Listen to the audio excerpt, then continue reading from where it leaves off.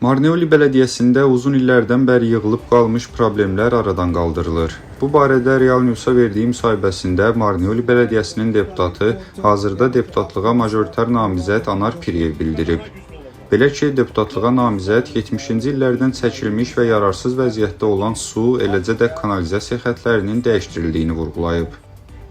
Marneolidə görülən işlər sizlərin də hamının bildiyi kimi 70-ci illərdə çəkilən su xətləri yeni su xətləri ilə əvəz olundu.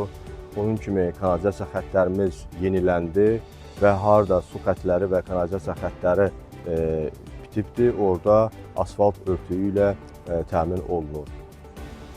Anar Piriyev həmçinin yerli əhali ilə keçirilən görüşlərdən də danışıb. O, 4 oktyabrda keçiriləcək seçkilərdə qalib gələcəklərinə əminlik ifadə edib. Seçkilərlə bağlı görüşlərimiz sıx-sıx biz əhali ilə görüş keçirdirik və əhaliyi dinləyirik və onların problemlərini dinləyirik. Əlbəttə ki, problemlərimiz də var, həll olan problemlər də var, amma yarımçıq qalan işlərimiz də var. Onu da inşallah seçkidən sonra nə lazımdır, gerdə qalan problemlərin həllinə çalışacağıq. Məlumat üçün onu da bildirək ki, 4 oktyabrda keçiriləcək yerli özünü idarə etmə orqanlarına seçkilərdə ümumilikdə ölkə üzrə 3.513.818 nəfər öz səsvermə hüququndan istifadə edə biləcək.